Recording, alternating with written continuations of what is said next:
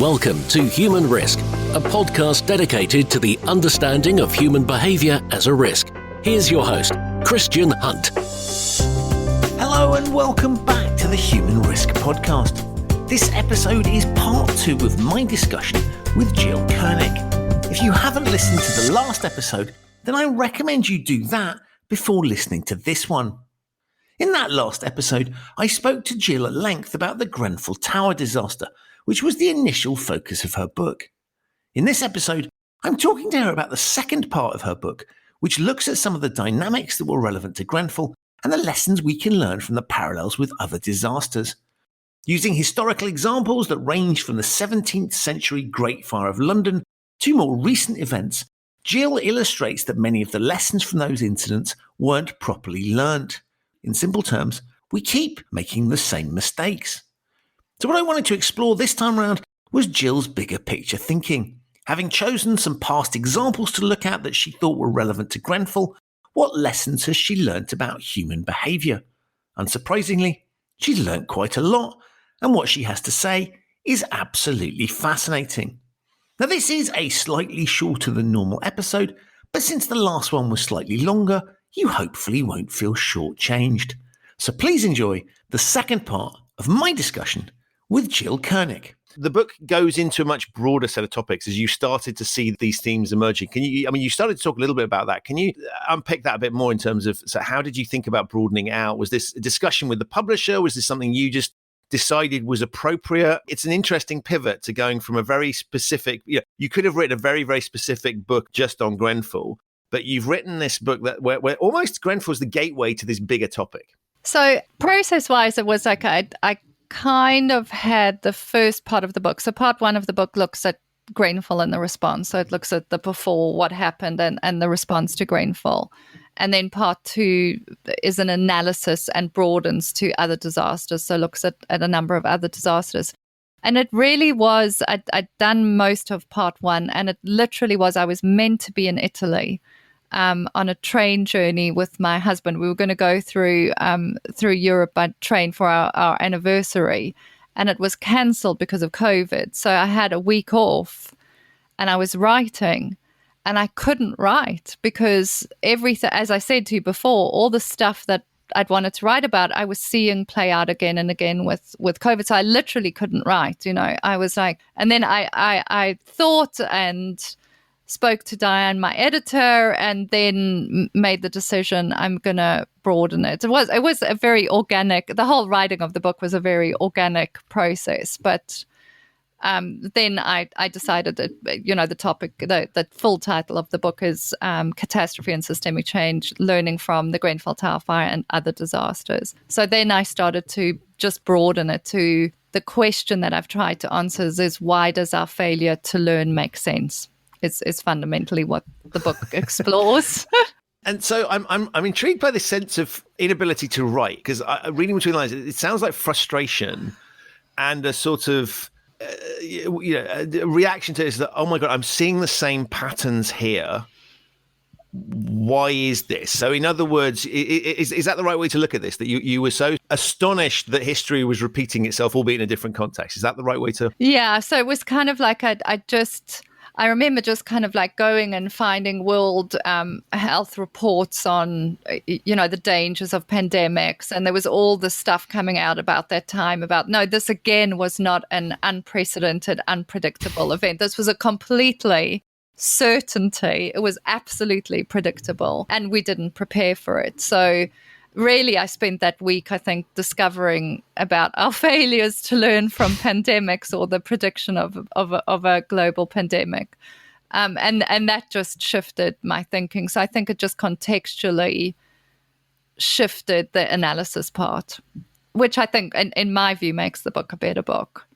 So I had more data to draw on. Yeah. Right. And how did you go about thinking? Because once you open that and you sort of think, well, I've got a broader canvas here. How did you think about which other incidents that you wanted to pick? Because there's a whole host you could have done. What was the selection criteria? Oh gosh, I think I did it around the model. So maybe if I talk a little bit about a couple of the things and then link back into it. So again, I think the question I was asking is, why does our failure to learn make sense? And then I distinguish between these two things, which I call piecemeal and systemic change. So why our failure to learn makes sense is mostly what we focus on is piecemeal change. So we'll make fire doors safer, or we'll fix technical solutions. We'll ask this question, what's wrong with the system? And then we'll fix it. So we'll put technical fixes in place. But we don't ask questions like, what will it take to shift the conditions holding in place our failure to rebalance power? Or what will it take to really shift the conditions holding in place our failure to listen to people at the front line or residents, or value the voices of all people, or bring diversity into conversations?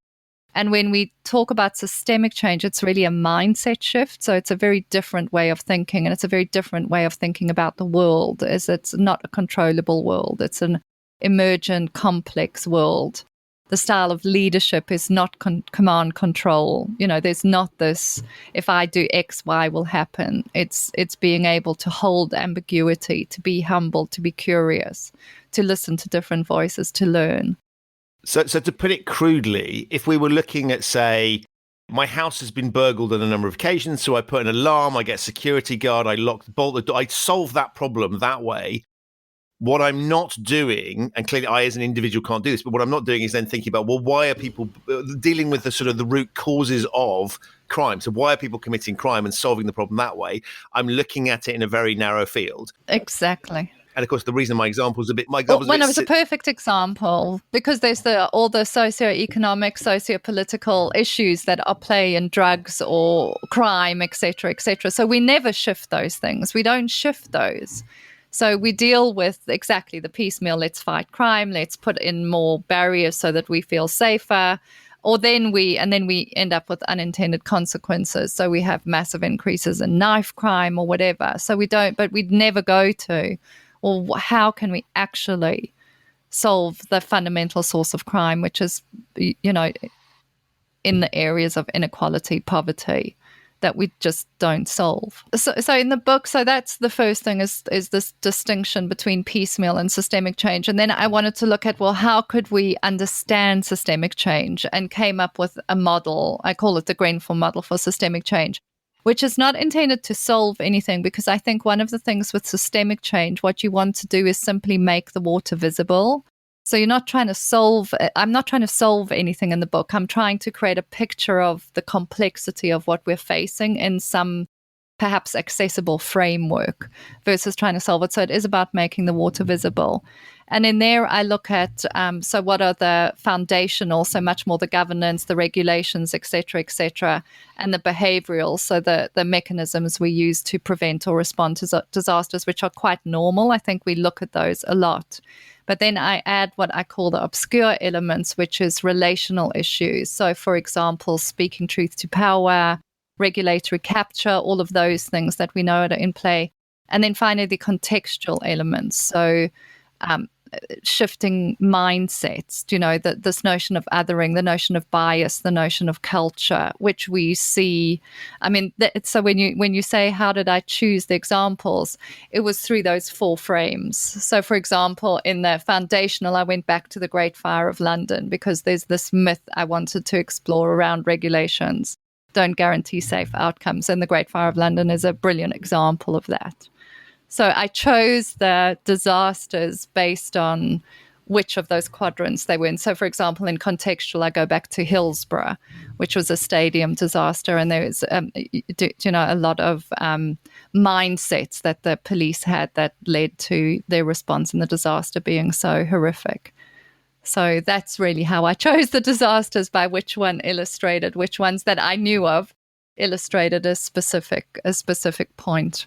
And I thought the choice of the Great Fire of London, which I'm going to get the year wrong, but you'll tell me. I don't remember details. It's in the books. But I think and for non-UK listeners, we are going way back 16. When there was a huge 16 something or other. There was as the name implies, a Great Fire of London, which started in a bakery, I believe, in Pudding Lane, if anybody's interested in visiting this place.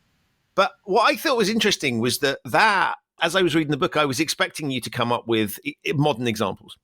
And that one really stood out to me because that was it's the same country, and there's a fire linkage between the two. But it was like literally you almost proven that this isn't a 21st century phenomenon. This is an interesting thing that we need to think about from way back when. And so I was surprised to see that. I thematically understood what was there, and I get the logic. But I thought it was really interesting that was one of the reference points you'd chosen. It was 1666. By the way, I just looked it up in the book. So, Brilliant, 1666. So when I was reading, I can't remember when I came across it, but it's written in Old English. So part of the regulatory response was to build everything from brick and stone, and then the spelling of brick is in Old English, which I just loved. So that's what part of that chapter is called, is around of brick and stone. So the response to the fire, because they'd started using flammable materials, which is obviously similar to Grenfell, was, well, let's just not use flammable materials. But that doesn't deal with existing buildings. So a number of years later, there was another fire, and they hadn't, built everything from brick and stone, because obviously you can't just deal with all your existing assets in that way. So I think there's just a lot of resonance with Grenfell that I found fascinating when I read about that. I mean, the book is it's a lot just what intrigued me. It's right. Very much a kind of book that expresses my interests and my thinking. It's not positioned as I wanted to evoke inquiry and debate versus I'm saying I have the answer. It's more, right. here's how I've managed to make sense of this, and if that's useful. Well, I met Diane, who's my editor, and she said, "Would you like to write a book?" So I was like, okay. And very luckily for me, it's an opinion-based book, so I could just express my opinion. This sort of hypothesis of we never learn. And that I think is really interesting because we've all in our own personal lives, there are things we learn from and things we don't, right? And I sort of find myself repeatedly screwing the same thing. I think I'm never going to let that happen again, and then of course it does, right? And so I think that there was something really interesting about your thinking around it, because as you say, we've started the book with a very personal topic, and your exploration of that and feeling. I guess writing the book is a response to that incident, and sort of wanting to share and wanting to process it and understand it and share that with a broader audience. And then in doing that, you've posed yourself another sort of challenging question and I think that personal focus on it, I think, is really interesting, because it gives a narrative that is around curiosity. And I loved your comment about clearing the water, right? Not trying to solve it, but just shine a light on it. And I think that's a really interesting technique, because most books dealing with this subject sort of try and, here's a framework, and we should, it sort of finishes with, here's the framework we should all adopt, and then the world will be right. And you don't go that far, because that's not the mission. Well, I also don't believe that anybody's got the answer. So one of the things that I've always believed in, but even more so now, is that not one discipline is going to solve our failure to learn or should be involved in responses to incidents, because the world's so complex. Really, we need diverse opinions, diverse knowledge, diverse voices to if we're serious about shifting the conditions. So really going back to those issues of poverty, socioeconomic, diversity, equality, sustainability, all of these big intractable challenges that the world faces, there isn't an answer. There isn't a playbook. It doesn't exist. And when we kid ourselves that it does, I think it simplifies a complex world. So I think we have to learn to grapple with the uncertainty and the ambiguity and bring different voices into the conversation. And then maybe we might learn how to, because fundamentally what those conditions are narratives and conversations. Maybe we can try and really shift some of those deep-seated narratives and beliefs and mindsets. Is that an optimistic view of the world that this is possible, or is a pessimistic one of going, well, because this is really, really difficult, right? Because we need all these different stakeholders and perspectives, and that's going to be really, and almost look, we can see loads of times, and that's why I think the Great Fire of London is an interesting example, right? So this isn't something that we used to be really good at, and we've somehow lost our way, and maybe maybe technology and the dynamics of the 21st century have sort of created a problem. This has been there for a long time, and so. Is it? Are you pessimistic or optimistic when it comes to our ability to be able to do that? Well, do you know? I mean, a lot of the time. So I think one of the chapters in the book is called "From Hope to Despair," and then the last chapter is "From Despair to Hope." But a lot of the time, I go back to it's existential, because I can't have watched 72 people die and not have hope.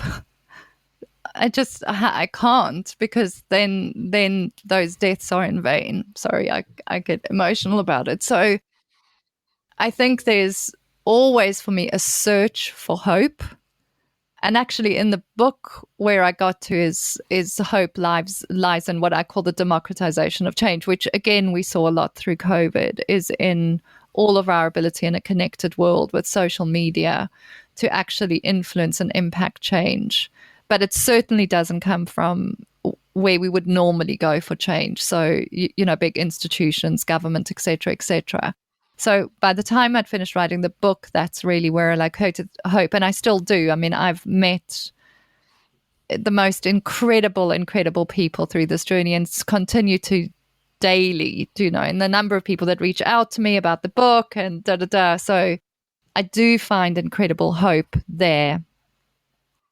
What I think I'm moving on to, which is probably more professional rather than personal, is I think the place we need to find hope is in organizations.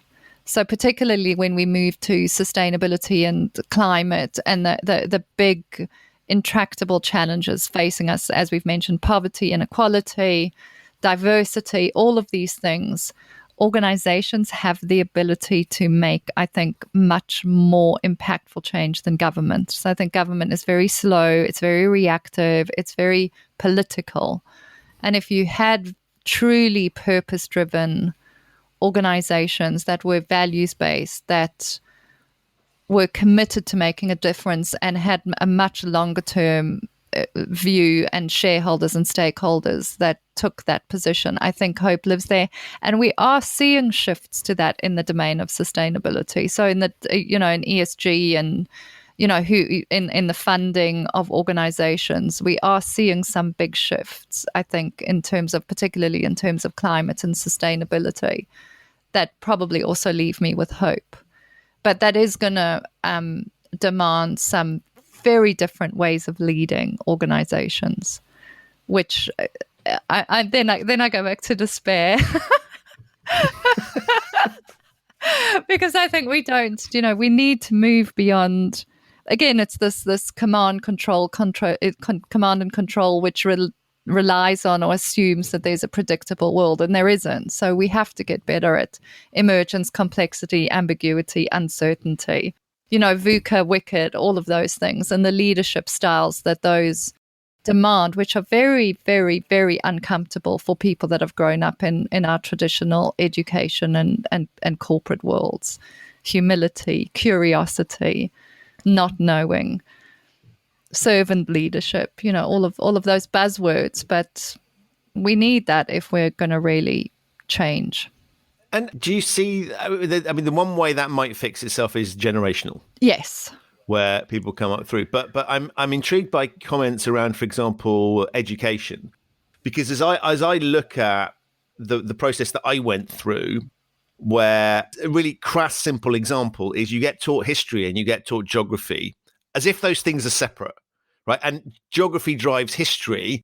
And so, the linear nature of what we're taught, and I think particularly with the internet, remembering the order of the kings of England, which is something utterly, and I spent a ton of time learning about, Henry VIII and his wives, and virtually no time at all on the British Empire, colonization, slavery, all those sorts of things that I think are much more relevant to what's going on today. So, there's a failure to critical thinking is a skill that's not necessarily been Sure. So on the one hand, I would say I think we clearly see generational shifts, and if we look at perspectives on what does a career mean, and what should companies, and what's good for society and the environment, all these sorts of presumptions, that's clearly shifting, but that will take time.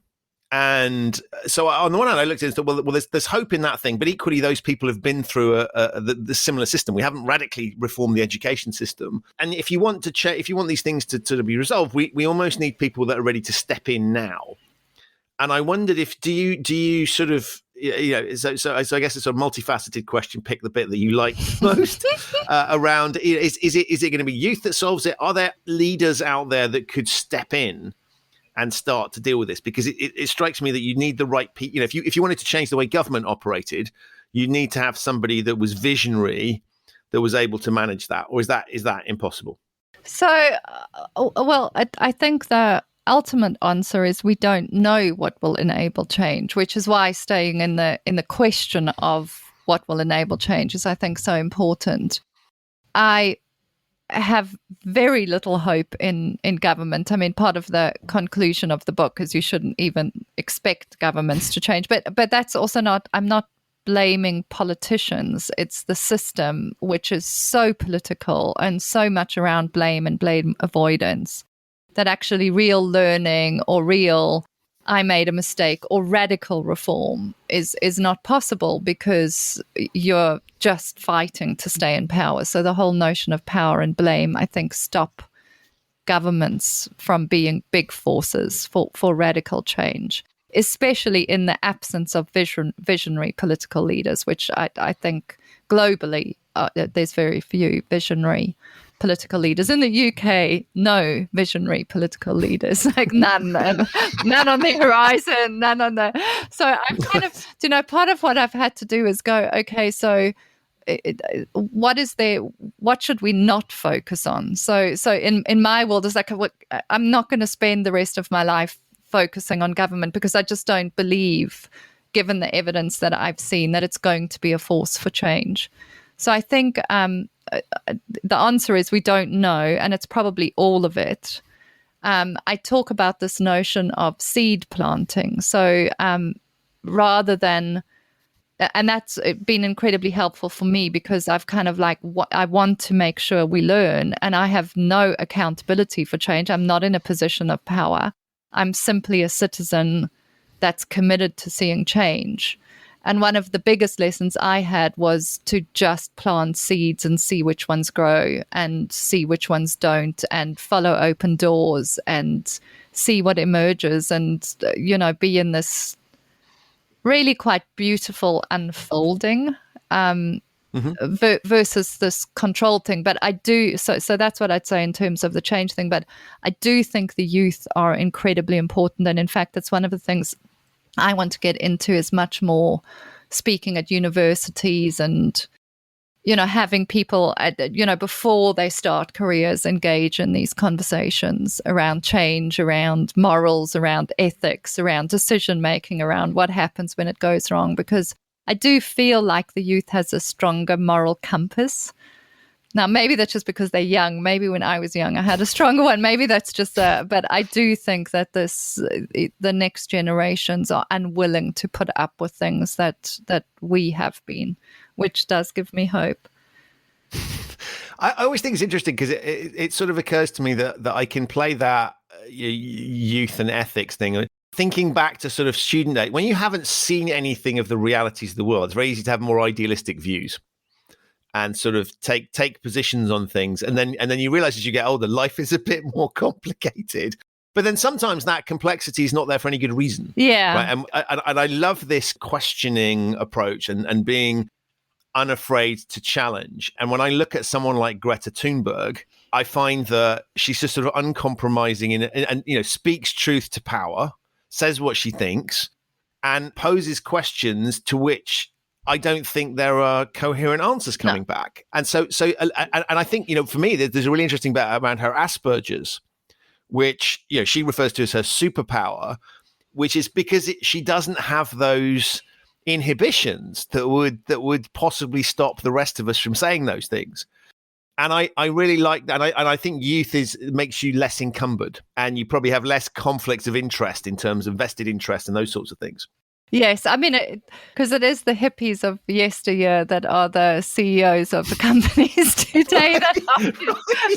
So I do kind of like go, okay, is this just idealistic about the youth? But my sense is there is something that's much more uncompromising in the way that we see with Greta Thunberg. But across, I would also, I think that the other thing that I talk about in the book is the need for disruption. So one of the views that I have is that the system wants to remain the same. So systemic change is incredibly difficult, and it requires disruption.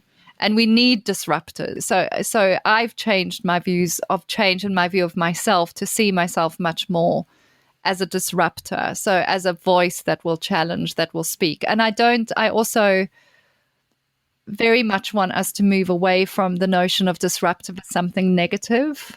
So challenge is something negative that needs to be seen as something that's super positive. And also I found kindness to be more disruptive than anything in what I've been through over the last 4.5 years. So I think we need to learn to be disruptive, but disruptive in creative and gentle and kind ways as much as traditional kind of aggressive disruption. Just unpick that kindness thing, because that I thought was a very interesting comment. So if we think just the word disruption, we have negative biases. When I say the word disruption, that's kind of like, well, you're going to disrupt my train journey, or you're going to disrupt. Right. So there's this already always kind of negative view of it. And then if we think about the notion of disrupting systems or being a disruptor in a system, again, what often comes with that is aggression and challenges. Well, they're the difficult people. And by the way, I think the difficult people are the ones that we need to listen to much more. I'm a really difficult person. And I am surrounded by a lot of very difficult people who raise very challenging questions, and those are often ignored. So I do think we need to, on a similar topic, we need to listen to the people that irritate and annoy us, because they've probably got something of value to say. But I also have learned that you don't have to be aggressive to disrupt. So one of the things that I've tried very hard to do in the book is to bring compassion, is to bring kindness to everybody, is to however angry I might be with certain people and however critical I might be of individuals, is to bring compassion. People are operating inside of a context that makes their actions make sense to them. So I think, I just think we can be more disruptive, because if we operate with kindness and with compassion, we can hear each other. Whereas if we operate with aggression and positionality, we don't listen to one another. We can stop those voices more easily. Does that make sense? That makes perfect sense. And you know what? I think that is a wonderful note on which to end things, because I always like to make sure that we have we started with a tragedy that has prompted this thought process, but I think that's a really nice, positive, uplifting way. And I absolutely want to send people away with a sense of hope. Perfect. And you have delivered that, and in spades, in terms of the way that you have talked about your vision for the future. I love this idea of being, be difficult. Again, it's a negative word, right? And I love this idea of you talking about how we can shift things, asking valuable questions and not just accepting nonsense answers like, well, that's the way we've always done things. Exactly. Wonderful. Christian, thank you so much. And I wish everybody much kindness and compassion. Gill, that's fantastic. I will put links to the book in the show notes so people who I know are going to be fascinated by this to find out. It's a wonderful read. And I'm so pleased that you moved from the book would have been great as a Grenfell standalone.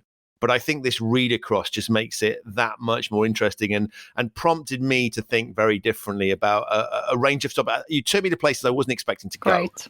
And grabbed and held my attention. And I love the fact that you haven't tried to solve. You've merely just shone a light on things and provoked thoughts. Because I think again, that's one of the things that's off-putting is when people come with, this is the way we should do things, right? And actually, there may be a better solution. So I like the fact that you just have, as you put it, cleared the water. So thank you for that. And thank you for being an amazing guest on the podcast. Thank you so much. So that's it for this episode of the Human Risk Podcast. My enormous thanks to Gill for appearing on this and the previous episode, and of course to you for listening. To find out more about Gill's book and her research work, have a look in the show notes. There are links to those there. If you've recently discovered the Human Risk Podcast, welcome. You can subscribe wherever you get your quality audio content. It's available on all of the major podcasting platforms. To see what you've missed out on in the past, visit the podcast website at humanriskpodcast.com. To find out more about human risk, visit human-risk.com, and you can find out details of the work that I do with my clients to help them mitigate their human risk and some other resources that will help you think about how to manage yours. I will be back very soon with another episode of this show, but in the meantime, stay safe and thanks for listening.